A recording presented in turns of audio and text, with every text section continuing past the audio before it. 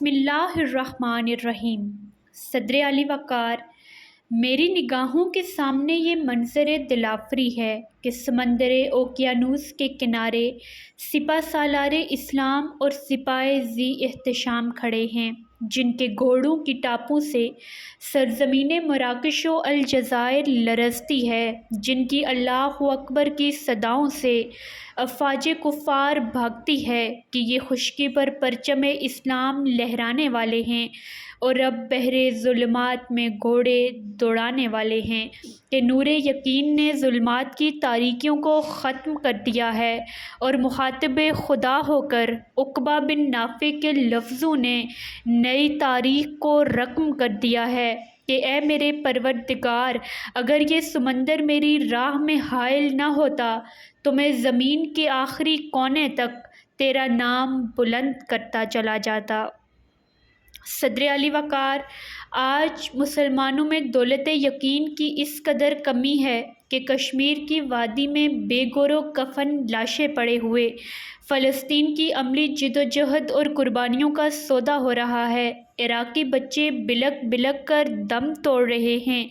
Chechnya کا جہاد امت مسلمہ کی بے حسی کی بینٹ چڑھ گیا ہے۔ بوسنیا میں امت محمدیہ کی اجتماعی قبریں بنتی رہیں، مگر مسلمان خاموش تماشائی بنے رہے، کیونکہ ان کو اپنی قوت، اپنی طاقت، اپنے زور بازو پر یقین ہی نہیں۔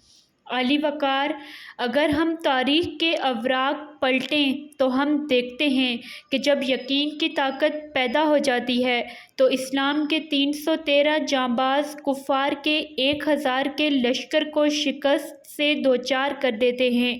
کربلا کے 72 شہداء بقائے اسلام کے نگہبان بن جاتے ہیں۔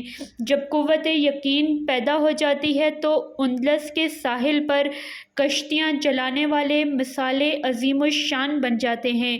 جب قوت یقین پیدا ہو جاتی ہے تو ایک خانہ بدوش کائی قبیلے والے 628 سال تک قائم رہنے والی سلطنت عثمانیہ کے سلطان بن جاتے ہیں۔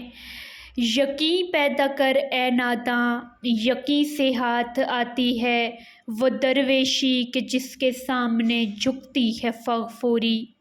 صدر علی وقار، علامہ اقبال اپنے شعر کے اس مصرعے یقین پیدا کر اے غافل کہ مغلوب گماں تو ہے میں دراصل انسان کا حوصلہ بڑھا رہے ہیں کہ اپنی شان اور مرتبے پر غور کر اور اپنی صلاحیت اور اپنی طاقت پر اعتماد کرتے ہوئے اپنے اندر یقین کی طاقت پیدا کر، تاکہ باقی تمام طاقتیں تیرے سامنے جھک جائیں اور تجھے حقیقت میں وہی مقام مل جائے کہ فرشتے تجھے سجدہ کریں۔ اقبال کہتے ہیں کہ تیری اس بلندی اور عظمت تک پہنچنے میں دراصل رکاوٹ یا دیر کی وجہ یہی ہے کہ تجھ میں یقین کی کمی ہے اور تجھ پر شک نے غلبہ پا رکھا ہے۔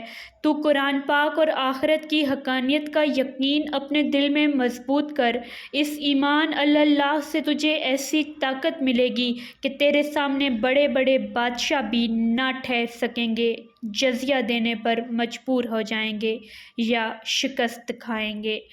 جب اس انگارۂ خاکی میں ہوتا ہے یقین پیدا تو کر لیتا ہے یہ بالوں پر روح الامی پیدا۔